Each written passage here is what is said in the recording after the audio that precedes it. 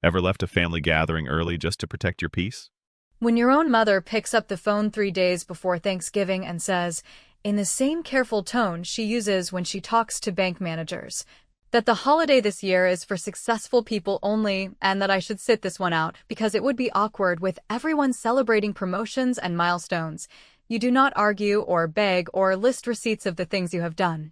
You just sit very still and realize something that lands like a chair scraping on tile, which is that success to them has nothing to do with the hours I kept their lights on, the nights I stayed up sorting invoices, the way I ran payroll when Dad forgot and the staff started texting me because they knew I was the only one who would answer after midnight. And it has everything to do with who gets clapped for at a crowded table. I said, fine, and I meant it in a way she did not recognize, because for years I have played the steady background character in their print shop. The person who knows the difference between a client who complains to feel important and a client who complains because a delivery is actually wrong. The person who can read a cash flow spreadsheet like most people read a grocery list.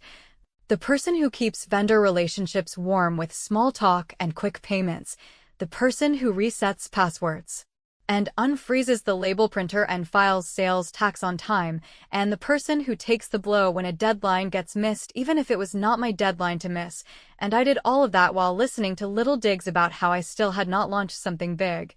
How I was still living too close to home, how my younger brother Tyler had that special spark, and how I should be proud to support the family legacy even if my own plans could wait, and I said they could wait, until today. So when she said it was for successful people only, I did not give her the speech I have stored in my chest for years, the one about how their business only looks stable because I have spent holidays at my kitchen table reconciling credit card statements, about how the QuickBooks subscription is on my card because Dad never dealt with the expired one and then claimed he did not understand why the books would not open, about how the company email domain was purchased and renewed by me because the first time I left it to them the site went dark for 2 days and clients sent messages that never arrived, and about how the two biggest clients, Reed Orthodontics and Lantern Coffee, text me directly because they learned very quickly that I answer and that I never lie about whether something is possible by Friday. And instead of that speech, I told her I hoped they had a great time, and I meant the words like a signature on the bottom of a letter that says notice of change. What I did after we hung up was not rage, and it was not a tantrum, it was a list, which is how I aim pain at something useful. And the list started with every place where I am the point of contact or the named administrator, or the person holding a key that nobody notices until a door stops opening, and I wrote down the website hosting account, the domain registrar, the bulk paper vendor login, the courier portal with the discounted rates I negotiated last spring when diesel prices spiked, the tax software, the customer relationship platform with all the notes about who wants Tuesday delivery and who wants Thursday and who always needs an extra box of postcards because they underestimate, the payment processor where I verified the business back when the bank asked for someone who actually answered emails, and the warehouse storage where I pay for the overflow pallets in December because Dad hates clutter but forgets that inventory does not vanish when he decides the shop looks messy. I did not change anything yet, because I am not reckless and I am not cruel, and I have learned that the cleanest way to be heard is to let people live inside the rules they set, so I let the rules sit. And I looked at the calendar and realized we were at the start of the order surge that carries them through January, that week when every small business in town wants holiday signage and last-minute gift cards and banners and branded boxes. And I remembered all the times my mother said I was lucky to have flexible work and all the times I said nothing while I drove over to the shop to fix an order or calm a client, and I decided I would give them the exact thing they announced, which is an event without me, except this event would not be a dinner. It would be their business operating without the person they do not consider successful. I started with boundaries that no one could call spiteful, and I wrote an email to both of them with the subject line, transition checklist, and I kept it polite and almost painfully reasonable. And I said that starting after the holiday I would not be available for unpaid administrative tasks or emergency coverage, and that I was stepping back from daily operations to focus on my own work. And I included a tidy list of items they would need to assume by the end of the week, including updating the billing card on the accounting software, adding their own phone numbers to two-factor authentication on the payment processor, transferring the domain renewal out of my personal account, and assigning a staff member to manage the courier portal. And I attached a simple timeline and short how notes because I am not trying to sabotage them. I am giving them the thing they told me I am not, which is irrelevant. Then I took back what is mine, which is not a product and not a client, but my labor and my risk, and I removed my personal credit card from autopay on the storage unit where their overflow sits. Because that charge has quietly hit me every December for years with promises to reimburse that always slid into the new year, and I changed the recovery email on the hosting account back to my personal one because it is my account. And I exported a clean copy of all the financial reports I have built. So I would not be locked out of records if there is an argument about who did what, and I put them in a folder labeled in a way only I would understand. And I closed my laptop and stared at my phone while it stayed quiet for a long moment that felt like the first breath after a long swim underwater. I know what people will say, that I should have told them exactly how much they rely on me and demanded respect first, that cutting things off is dramatic and that family should talk, and I hear all of that. But you do not bargain with people who only count you when there is work to do and erase you when there is credit to take, and I decided that from this minute forward I would not chase love by doing free labor. I would not audition for a seat at a table I helped pay for, and I would not keep propping up the story that they built something all by themselves, because the truth is simple and ugly. They built it on me. So here's the small revenge I chose to end that day with, neat and quiet and impossible to confuse with a tantrum. I scheduled a change with the payment processor to remove me as the primary contact and to require full re-verification for any device that tries to log in after the holiday, which means that on Monday morning the system will ask my parents to prove who they are and to upload documents and to wait, and while it waits it will hold payouts for a few business days, which is not illegal and not cruel and not even unusual. It is exactly how the platform works when an organization changes administrators, and I sat there and imagined the way the silence will end, not with an apology, but with a message from my father that sounds like a fire, because for the first time in years they will feel what I felt on that phone call, a door closing with a smile, and I am not sure I will pick up. People always assume that if you are quiet in a family business it is because you do not have ideas or because you are happy to play assistant forever. But the truth in my case is that I learned early that the person who listens and keeps records becomes the person with the map, and once you have the map you do not need to shout to be in charge, you just need to know where everything leads and who gets lost without you. Which is why when my parents tossed that line about Thanksgiving being for successful people only, they had no idea they were talking to the one person who could redraw the whole route and make them feel how it is to drive without headlights. I did not fall into the back office by accident. I was placed there every time something went sideways in the front, and over the years that looked like me creating templates so Dad could finally send quotes that matched the actual cost of stock. Me building step-by-step checklists so new hires would not spend half a day asking where the ink cartridges were. Me writing polite scripts for my mother to use when a client pushed unreasonable rush fees, so she would not turn it into a shouting match. And me setting up a simple pipeline that tagged clients as chatty, urgent, disorganized, or gold, because if you know that Reed Orthodontics is chatty and anxious, you can save a project by calling them first and telling them what is happening. And if you know that Lantern Coffee is gold, you do not let their emails sit in the general inbox for 2 days while your father argues with a supplier about a discount that will never materialize.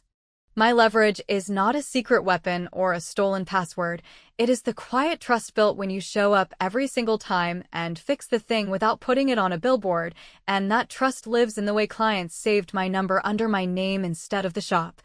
In the way vendors forwarded deals to me because they knew I negotiate fast and pay on time. In the way the courier account rep sends me a heads up before changing a route. And in the way the city permit office calls me when a banner size looks wrong for a storefront, because I have never once made them feel small for asking a question. And if you think that is not power, you have never watched what happens when those people stop getting answers. There were 100 small memories playing in my head as I sat with that list.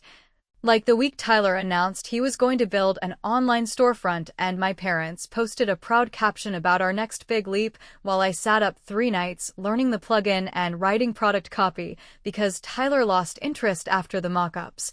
Or the month our bookkeeper quit and my mother told everyone she had it handled while I was the one driving to the office before sunrise to reconcile deposits so payroll would not bounce, and I think about the time my father insisted we could get by without a maintenance plan for the printer because the salesman was pushy. And then it broke during graduation season, and I had to call in a favor to get a technician in before the weekend. And the story my parents told afterward was that our shop never misses a deadline because we are a family that works hard. And I nodded and said nothing and filed the invoice under my name. When people ask why I did not start my own shop, I have an easy answer and a real one. The easy answer is that I did not have the capital and did not want the risk. The real one is that I kept thinking if I kept showing up, if I kept making the train run, they would finally look at me and see more than a daughter who could be counted on. They would see a partner. But after that phone call, I sat with the truth that they like the story better when I am invisible. And once you accept that, you also accept that the only way to change it is to step out of frame and let the picture collapse a little. So I started planning not just how to step back, but how to do it in a way that keeps me clean and keeps them fully responsible for the consequences, which meant I spent that evening documenting everything I do in plain language. Not because I am going to hand it over with a bow, but because I know how this goes when people get scared. They will say I sabotaged them or blocked access or hid things, and I want to be able to show a neat sequence of messages where I offered a process and they ignored it. And I also drafted a short note to our top-tier clients, the ones who work on tight timelines and cannot afford chaos, explaining that I am no longer handling operations for the shop and that any urgent orders should be coordinated directly with my parents. And then, because I am not going to let good people sink for a lesson my family needs to learn, I added one more line that says I am happy to recommend a reliable partner if they need continuity, which is not a poach and not a pitch. It is a lifeline for relationships I built with care. I called Maya, who runs a small but sharp label outfit a few towns over, and I told her only what she needed to know, which is that I may send a couple of referrals if clients ask, that she should treat them well and not use my name for leverage, and that if anyone asks why I am stepping back, she can say the truth, that I am focusing on my own work and no longer available for emergencies. And she said she has seen this story before and that I should expect a week of silence followed by a week of fires. And I laughed in that humorless way you laugh when someone reads your cards and you finally stop pretending you did not know the trick.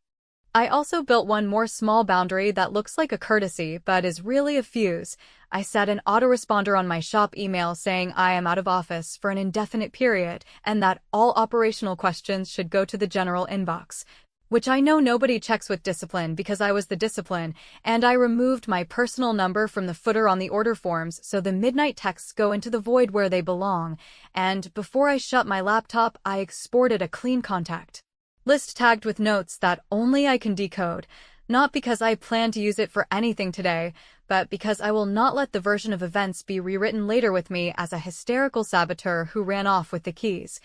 When the truth is I am placing the keys on the table and walking out of the room they told me I was not welcome in. And since revenge, to me, is best served in a way that mirrors the insult, I chose a move that is as bland and polite as the words my mother used. I scheduled those client notices to go out at 9 in the morning on the first business day after the holiday. And in the same breath, I queued a vendor update that removes me as the default billing contact so purchase approvals stop at my parents' desk instead of sliding across mine, which means the orders they take for granted will not move until someone there learns the process I offered to teach for years. And as I watched those little schedules set, I felt the first shift of weight from my shoulders to theirs, and I wondered, not if they will call, but how long they will wait before they realize I meant it when I said I hoped they had a great time without me. Thanksgiving came and went without drama on my side because I did exactly what they asked and stayed away, and while the family group chat filled with photos and comments about blessings and gratitude and the usual flexing about who brought what, I kept my phone face down and let the day pass like any other Sunday where I do not owe anyone a ride, a spreadsheet, or a patch job, and the strangest part was how calm I felt when I woke up the next morning and did not reach for the shop email out of habit, because breaking a habit you grew under someone else's expectations feels less like rebellion and more like finally putting down a bag you forgot you were carrying. And in that quiet, I heard what I had been drowning out for years, which was my own life getting louder than their needs. Silence, of course, is only peaceful on one end, and by Monday noon the other end started to fray, not as an explosion, but as those small signs only the person who ran the machine can read. Like the courier dashboard sending a routine alert that no pickups were scheduled despite 3 standing orders, which told me Tyler had either missed the calendar or assumed pickups appear by magic. And the inventory system showing a low stock flag for the craft boxes we always burn through with gift card orders, which meant no one had reordered on Friday, and a general inbox message from Reed Orthodontics with a subject line that began with quick question, and then a second message 30 minutes later that began with urgent. And because I had set my autoresponder before the holiday, each of those messages received the same polite redirect to the shop address where my parents insist things are handled, and I watched the system do what it was designed to do when the person who designs it steps back, which is to reveal exactly who does the work. By midweek, the text started trickling in from numbers saved under first names that spelled out years of rapport, not angry yet, just the kind of checking in that people do when they have realized something feels off, but they still want to believe it is a hiccup. And I replied with the same line every time, that I was stepping away from operations, that all orders should go through the shop, that my parents were handling scheduling, and that if they needed a reliable backup I could suggest another vendor. And the thing about people who respect you is that they do not argue with your boundaries, they say thank you and adjust. And by Thursday 2 of those clients asked for that recommendation, and I sent them to Maya with a short note about timelines and preferences, and I felt that small, guilty relief that comes when you hand a fragile plate to someone who will not drop it, even if it was never your job to hold it in the first place. Meanwhile, the shop kept moving in the way things move when the person with the map is gone, which is to say, forward until there is a corner, and then a pause, and then a guess, and I could see the guesses in the admin logs that record who tried to change what. Like my mother attempting to update the payment processor profile and hitting the re-verification wall I warned them about, or Tyler trying 3 times to create a shipping label through the discounted courier portal and then giving up. Because the negotiated rates require an account owner authentication he does not have, and none of this is sabotage. This is the system asking for proof that someone besides me can steer, which is the thing I asked for in 24 emails over the last 2 years, and which was always waved off as me being controlling. By the weekend, the tone of the messages sharpened, not from clients, but from my parents, because nothing makes people reconsider their story like a cash flow hiccup and a schedule full of promises. And my mother left me a voicemail that started with cheerful small talk and slid into questions about whether I had seen a couple of notices, because she was sure the emails must be misrouted. And my father sent a text that used the word family 3 times in 2 lines, which is his way of saying, drop everything and fix this now, and I let both sit, because the point of a boundary is not to punish, but to hold the line when the old pattern tries to slam through, and the old pattern here is me racing in to be the adult so everyone else can stay the hero. I spent that afternoon doing the only proactive thing I allowed myself, which was to make sure my exit was clean everywhere my name had been mixed with theirs. And that meant talking to the courier rep about removing me as the account owner on the negotiated rate program that I had personally qualified us for last spring by bundling my freelance shipments with the shop volume, which is not something I was ever obligated to do, and which is the reason they enjoyed better pickup windows and friendlier pricing than similar shops. And I explained to the rep that I was separating my shipments and that the business would need to sign their own agreement if they wanted to continue. And the rep said no problem and that there would be a short review period while new terms were approved. And I thanked him and made a note that pickups would revert to standard rates until the review cleared, not to spite them, but to return things to what they would have been if my help had never existed. Which is exactly what they told me they preferred. a holiday, and a business without me. When the first missed delivery notice landed in their inbox on Monday morning, I know this because my father finally called instead of texting, and he did not start with hello. He started with a demand for the courier login and a complaint about payouts being delayed, and I listened for a minute without saying a word. Not because I was being cruel, but because I wanted to hear if he could get to the part where he asks for help without dressing it up as duty, and he could not. He gave me the usual speech about responsibility and gratitude, and how families do not abandon each other when times are tough, and I quietly asked him if that policy applied on Thanksgiving. And there was a long silence that told me he had not expected me to say anything except yes. I did not say yes. I said what I had already said in writing, that I was not available for unpaid operations work, that the accounts were properly transitioned, that the required verifications were standard, and that if he needed continuity with time-sensitive clients, I had already provided a reputable referral. And he tried to pivot to anger, and then to guilt, and then to nostalgia. But the thing about nostalgia is that it only works when the person you are using it on forgets the facts, and I have never forgotten the facts. I recorded them, I logged them, I lived them, which is why when he demanded, again, that I share whatever little backdoor I was hiding because he was sure I had one, I said very clearly that there are no backdoors. There is only the front door, and they have to use it like everyone else, which means proving who they are and waiting their turn. The revenge I chose at the end of that day was not loud and did not require a speech. It was a quiet closure of something that never should have been leaning on me. I notified the bulk paper vendor to remove my authorization as the emergency approver for over-credit limit orders, a courtesy I agreed to years ago to prevent production stalls during peak times. And I asked them to route all exceptions to the listed owners with a note that no orders should ship without written approval from them, which will slow nothing for a shop that has its act together and will expose everything for a shop that runs on borrowed authority. And I pressed send and felt that clean click of responsibility returning to where it belongs, and 2 hours later, right on time, my voicemail filled with my father's voice, tight and fast, saying that Reed Orthodontics had just threatened to pull their contract if someone did not confirm shipment by morning, and then he said the thing he has never said in his life,